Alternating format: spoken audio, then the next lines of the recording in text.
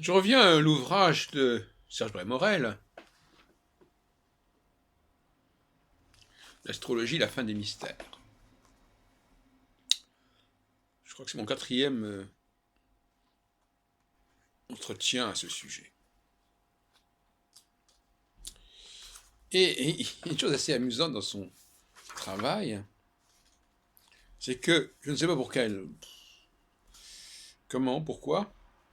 il n'emploie pas le mot planète, mais le mot astres errants. Par exemple, page 85. Les observateurs mésopotamiens aient commencé à noter systématiquement les positions des deux astres errants les plus lents, Jupiter et Saturne. Oui. Je trouve que c'est très bien, sur ces manières. Page 151. Disons pour l'instant que la projection géométrique des astres errants se déplace effectivement par définition sur l'écliptique. Ou encore, page d'avant.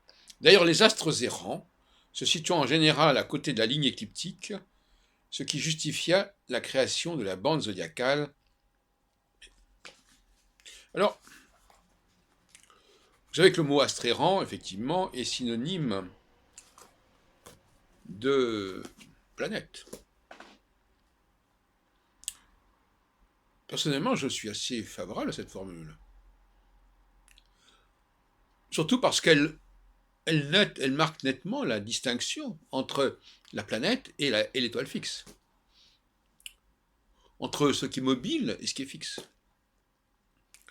Et pour moi, l'astrologie, c'est une dialectique entre le mobile et le fixe.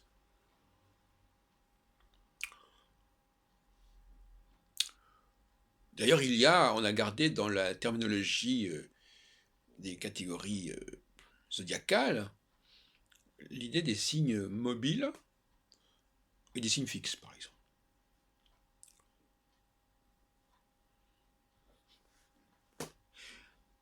Et des signes fixes d'ailleurs qui correspondent d'ailleurs aux étoiles fixes, aux 4 étoiles fixes royales. C'est-à-dire le taureau, le lion, le scorpion et le verseau. C'est pas par hasard. Mais ce qui est étrange, c'est que M. Brémorel ne s'intéresse pas précisément à cette question du décrochage, du découplage planète, étoile fixe, qui est pourtant, selon moi, en tant qu'historien de l'astrologie, un moment essentiel.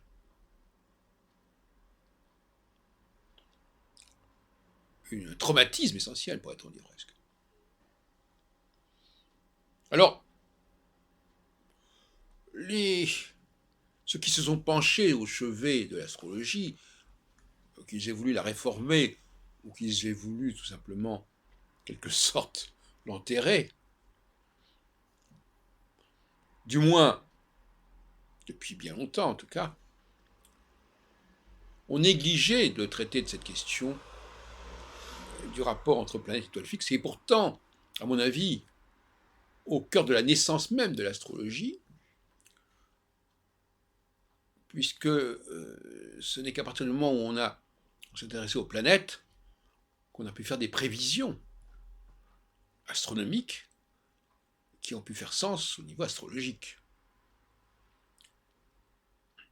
Car est-ce qu'il y a un intérêt à faire des prévisions sur des étoiles fixes? Ça n'a pas de sens. Par contre, faire des prévisions, en connaissance de cause d'ailleurs, sur le moment où une étoile fixe sera rejointe par une planète, un astre errant, pour parler comme M. Grémorel, ça peut devenir intéressant. Mais curieusement, les astrologues ont rompu avec cette pratique et ont préféré étudier les aspects non plus entre les planètes et les étoiles fixes, entre certaines planètes et certaines étoiles fixes, mais simplement entre les planètes. entre les planètes au niveau cyclique, et puis également entre les planètes au sein même du thème astral, du thème natal. Donc il y a une déviance des aspects. Et ce que je trouve étonnant chez ces auteurs, historiens ou critiques de l'astrologie, c'est qu'ils ne mettent pas assez en évidence la dégradation du savoir astrologique.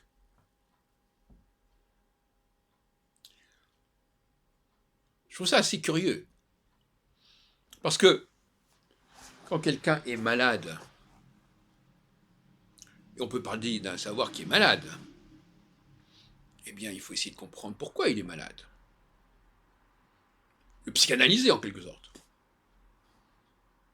Retrouver dans son passé un événement traumatisant. Plutôt que de dire, voilà, alors là on est dans la symptomatique, oui, voilà, ça va pas, il fonctionne pas bien, oui, bon, très bien, d'accord. Mais trouver les causes, c'est important de trouver les causes. C'est comme si quelqu'un a des problèmes de santé, ces causes peuvent être liées par exemple à son alimentation, au fait qu'il ne dorme pas assez, au fait qu'il a subi je ne sais quel traumatisme. Pourquoi ne pas considérer que l'astrologie souffrirait d'un traumatisme qui serait lié justement à cette perte de dualité planète-étoile fixe? Astre errant, pour reprendre la formule heureuse d'ailleurs de Prémorel, et étoile fixe.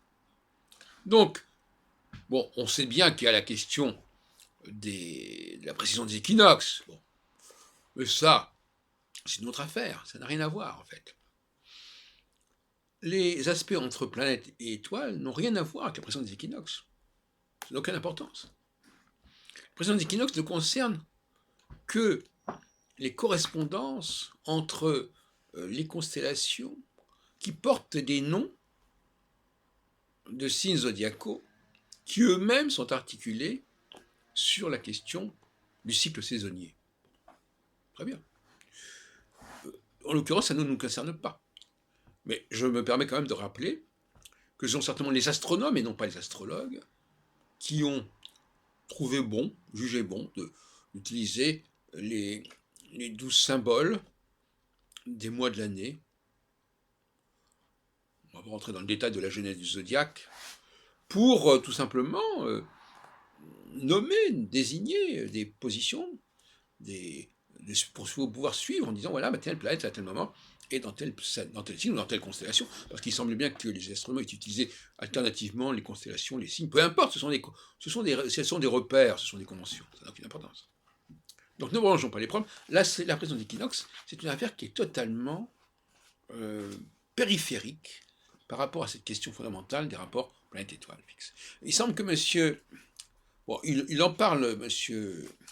Par exemple, il dit à un moment donné, il parle du rôle de certaines étoiles fixes.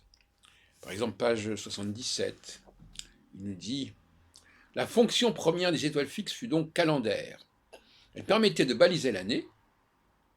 De la même façon que le regroupement d'étoiles semble occuper toujours certaines positions. Les trois mêmes étoiles très brillantes sont proches du zénith en cette saison. Ce sont Altaïr, Vega et Deneb.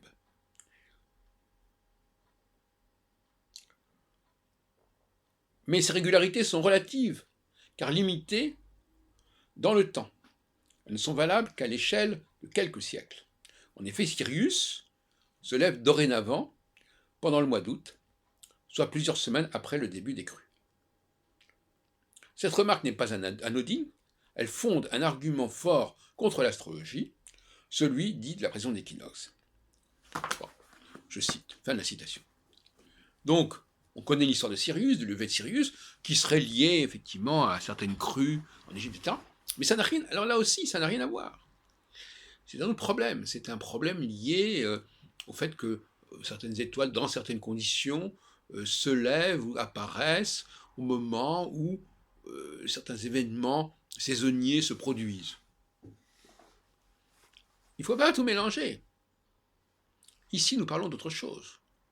Nous parlons de la naissance de l'astrologie, ou si on peut avoir l'astrologie numéro 2, si on veut, puisque l'astrologie numéro 1, c'est celle d'une astronomie de position, ou d'une astronomie dans les limbes, en quelque sorte.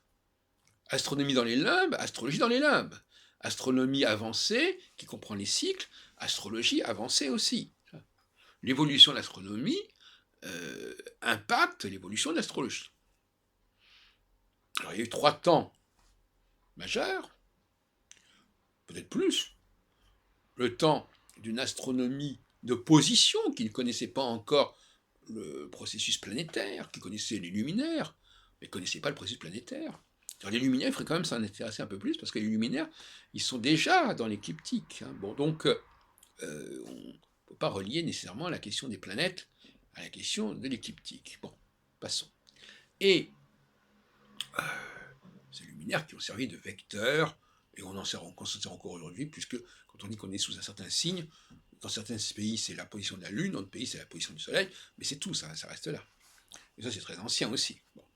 Mais l'idée d'une carte du ciel globale, où on regarde tout ce qui se passe dans le ciel, et toutes les connexions entre les astres d'un même moment, c'est une astronomie spatiale, ce qu'on appelle une astronomie de position. Et ça donnait lieu à une astrologie spatiale, celle que défend par exemple quelqu'un comme Roger Eke. C'est-à-dire, voilà, on dresse la carte du ciel, et puis le mouvement réel des planètes, on ne le connaît pas, et on fait progresser les planètes d'une manière ou d'une autre. Astrologie numéro 2, l'astronomie a progressé, elle a enfin compris le rôle, la spécificité des planètes. À ce moment-là, elle permet d'établir un cycle. Alors, nous sommes les héritiers de ces 2 astrologies. On va laisser de côté la 3e astrologie, qui serait l'astrologie où l'on a découvert des planètes au-delà de Saturne. Bon, c'est un autre problème encore. Laissons-le de côté pour l'instant. Même s'il joue un certain rôle, parce qu'effectivement, ça aussi, ça a déstabilisé l'astrologie. La découverte d'Uranus, Neptune et Pluton a complètement perturbé la tradition, et notamment perturbé le discours des astrologues sur la tradition, parce que finalement, surtout quand on entend les gens parler d'Uranus, on a l'impression que on ne pouvait pas faire de l'astrologie sans Uranus, alors qu'on a découvert d'Uranus en 1781. Donc ça va beaucoup trop loin. Uranus, là, du changement. Donc si on ne connaissait pas Uranus, on ne pourrait pas, soi-disant, en écoutant ces gens-là, parler du changement en astrologie, ce qui est complètement aberrant, puisque quand on regarde les travaux, aussi bien les travaux sur les grandes conjonctions, qui sont établis à partir du 9e siècle de notre ère, on voit bien qu'on parle des changements de religion, on n'a pas besoin d'Uranus. Donc, il y a aussi un élément extrêmement perturbateur dans cette 3e astrologie, Uranus, Neptune, Pluton, etc., depuis la fin du XVIIIe siècle. Bon. Mais ce qui est intéressant ici, c'est de retenir que il y a 2 astrologies qui sont marquantes. La première astrologie qui est une astrologie, j'appellerai rotationnelle, celle qu'a étudiée Michel Gauquelin, finalement. Les statisticiens Michel Gauquelin, avec sa première publication en 1955, 1954. Donc c'est-à-dire que là, on n'a pas besoin de connaître le zodiaque, on n'a pas besoin de connaître l'écliptique, on regarde simplement la planète qui se lève, qui monte, qui descend, voilà, c'est tout. Ça, on pouvait le faire.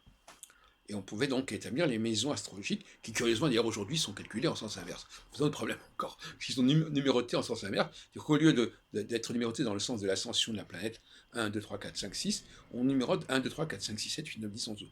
Bon, donc finalement, les élèves en astrologie ne comprennent rien du tout à ce qu'on leur explique. Bon, passons. Donc, une astrologie rotationnelle, où chaque planète, quelle que soit sa vitesse, pouvait passer au cours de la journée en 24 heures par les 12 maisons, c'est un peu les 12 grandes heures, les doubles heures, une grande horloge comme ça. Bon. Et il y a donc dans cette astrologie-là, la carte du ciel, aucune justification à utiliser le zodiaque. Or, là aussi, il y a là un espèce de traumatisme aussi qu'aurait pu signaler M. Prémorel, à savoir que ce mélange entre une astrologie rotationnelle liée aux maisons astrologiques et une astrologie zodiacale liée aux connaissances des cycles planétaires, ce mélange a donné naissance à ce qu'on appelle le thème natal actuel, qui est un mélange entre 2 thèmes, entre plutôt le thème rotationnel et puis la cyclicité zodiacale. Ça aussi, donc voyez-vous, ce que je veux dire, et je terminerai là-dessus, je veux dire par là que M. Brémorel et d'autres personnes autour de lui ne s'intéressent pas au traumatisme qu'a pu subir historiquement l'astrologie.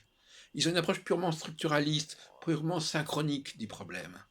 Donc les deux traumatismes que sont, un, le décrochage planète-étoile fixe, deux, la confusion entre ces deux astrologies qui viennent se confondre et s'intriquer, l'astrologie des maisons astrologiques et l'astrologie du zodiaque, qui aujourd'hui ne font plus qu'une en quelque sorte.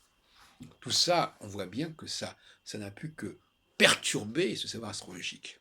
Et précisément, en tant que psychanalyste de l'astrologie, ce que je peux dire que je suis quelque part, je dirais qu'il faudrait donc travailler sur ces deux plans pour restituer l'astrologie dans sa cohérence initiale.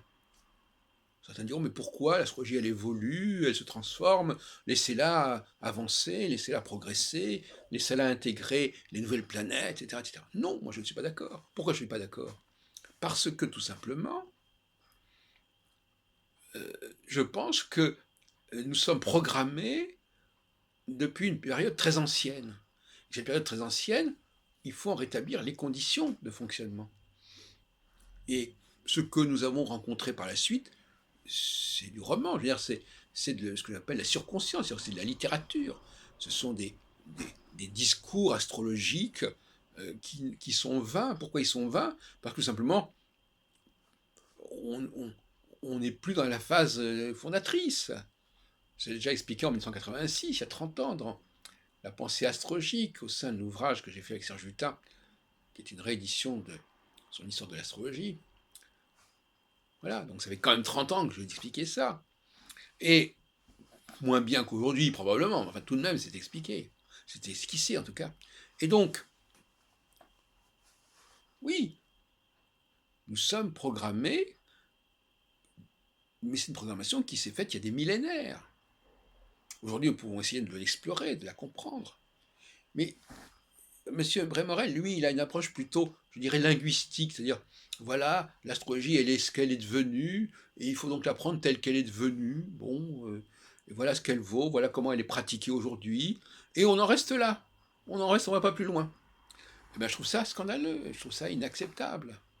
Donc voilà ce que je voulais dire aujourd'hui, à savoir que M. Brémorel n'a pas eu une approche digne d'un historien, dire qu'il ne prétend pas être, entre parenthèses, même digne d'un analyste ou d'un psychanalyste du savoir, de l'épistémé, je dirais.